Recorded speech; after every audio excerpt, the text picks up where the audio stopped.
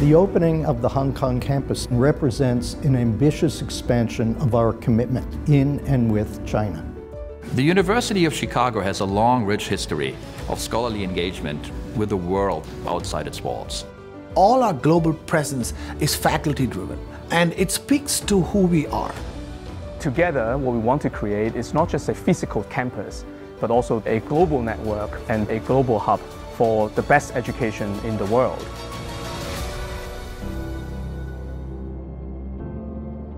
The opening of the Hong Kong Jockey Club, University of Chicago Academic Complex, and the University of Chicago Francis and Rose Yuen campus in Hong Kong represents a historic moment for the University of Chicago and our commitment to education, research, and collaboration in Hong Kong, China, and Asia. The new campus really represents all facets of the university, from the undergraduate level to the graduate level to the professional schools. But more importantly, it also helped connect research in Hong Kong to the University of Chicago. Well, we're very excited to be opening a number of programs.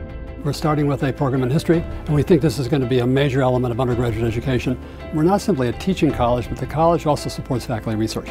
When a faculty member goes to Hong Kong, this campus is going to allow them to have a very direct and immediate access to research resources. The campus in Hong Kong will connect with our centers in Beijing and Delhi and will offer an important, accessible destination for academic, corporate, and government partners in other countries in the region. From the pursuit of the research and also the pursuit of the career opportunities point of view that this campus will be able to offer for our students. The relocation of the University of Chicago campus to Hong Kong will bring diversity to higher education and also to groom the future leaders in the social sector. The University of Chicago has a very broad spectrum of disciplines. I think scholars from all over the world can come and have an opportunity to ponder the challenges of the world in a very stimulating environment.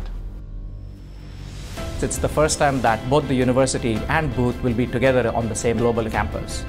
We want to have the people who are pushing the frontiers of knowledge regardless of where they are from, and we want to educate the students who are going to be leaders across the world in many different types of organizations. One of the things we are most proud of with our executive MBA programs and the executive education courses is that regardless of where they are offered, all the teaching is done by our world-class faculty. The faculty are amazing. What struck me is how relevant they are to the real-life situation. So they're academians, but they're also so connected to what's happening outside the world. Having a campus here allows me to get an American education without having to be in America. An EMBA program allows me to take time out to actually make that step up in terms of my learning, my ability, my skills. Thinking about the young people in Hong Kong who want to be social entrepreneurs, what do they need to succeed? The effort of Chicago Booth and the Rustandi Center with the Hong Kong Jockey Club program on social innovation is going to be to work with these teams and figure out interesting, innovative, and systematic ways to shape their new business. We'll hold seminars and do research around the social sector and really bring the University of Chicago approach to thinking about the development of the social sector in Hong Kong. So a scholarship is beyond the financial support. It is really giving the scholars a network that they can rely on for the rest of their life. As an NGO, we generally do not have the funds to do professional development. So the opportunity of a scholarship provided by Hong Kong Jockey Club and the topic leading strategic high-performance organizations, I thought, wow, that's something it'll benefit my organizations. Our study abroad program is distinctive. It's about our faculty taking our students to international locations, teaching them University of Chicago courses. One of the things that's really unique about this college's study abroad programs is they're not confined to one space. They take the whole of the milieu, the whole of the city as our learning laboratory. What this does is to open a window to a different culture that's very powerful for a young person. This is not only memorable, but it's also transformational. Being able to quickly go from academic learning to real life learning was something I really enjoyed. And based on whatever you learned in class you found interesting, you can find some region of the city that is related to what you've been learning in the classroom. I'm very happy that I decided to study abroad. I'm very happy I decided to go to Hong Kong.